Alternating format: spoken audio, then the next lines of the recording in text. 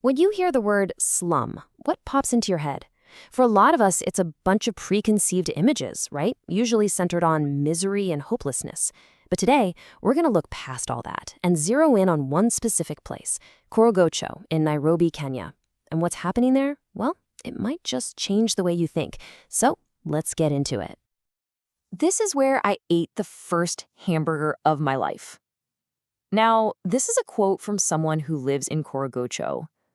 It sounds kind of nice, doesn't it? Simple, maybe even a little joyful.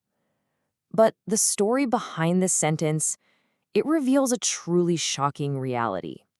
You see, Korogocho is right next to Dandora, this enormous, steaming landfill where tons of rubbish get dumped every single day. The locals even have a name for it, Boma. And that hamburger? It was found there, in the middle of all that waste. Get this. For as many as 60% of the kids from Korogocho, this dump is where they hunt for things to sell, and sometimes for food to survive. That's the world we're stepping into. But here's the thing. That's only one side of the story. There is another Korogocho, a place that tells a story not of despair, but of incredible strength and initiative. And it's kind of ironic because the name of the slum itself in the Kikuyu language literally means chaos or confusion. And yeah, if you're just looking at a place like the Dandora dump from the outside, you might think that name fits perfectly. And yet, there's this powerful counter-narrative. A journalist named Thomas Schwartz, who's been to the slum countless times, he sees it in a totally different light. He actually calls it the slum where miracles happen. Now, what's so interesting here is how he defines miracle. Schwartz is really clear. These aren't supernatural events. They're not magic. They're the direct result of people, of human resilience, and people deciding to take matters into their own hands. So let's take a look at a few of these human-made miracles. Okay, so our first example might sound incredibly simple, but its impact is just profound. It's all about something most of us don't even think twice about, a light bulb. When night falls in Korogocho, the darkness changes everything. The risk of getting mugged or attacked just skyrockets. For kids, the school day just stops. No light means no homework, no studying. The local economy basically grinds to a halt. A barber can't use his clippers, a seamstress can't power her machine. This pushes people to make these super dangerous, illegal power connections that often cost more and can cause fatal accidents. It's a classic vicious circle, and it keeps people trapped in poverty. And this just hammers home a crucial point. In a place like Korogocho, a simple light bulb isn't a luxury item. It's safety, it's education, it's a chance to earn a living. It is, quite literally, the possibility of building your own future. All right, let's move on to our second miracle. This one starts with something we all recognize, no matter where we're from, a football. At the heart of this story is a young man named Hamilton Ayera Nyanga.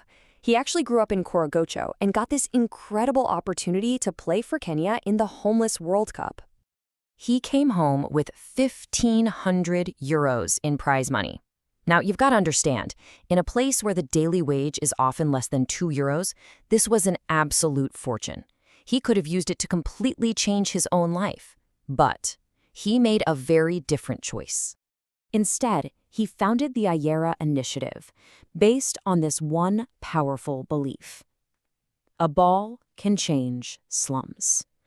This became his motto, his credo, written on little bits of paper and tacked to the wooden fences all around the community.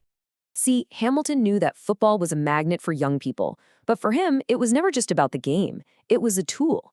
It was a tool to bring together kids from rival ethnic groups and put them on the same team.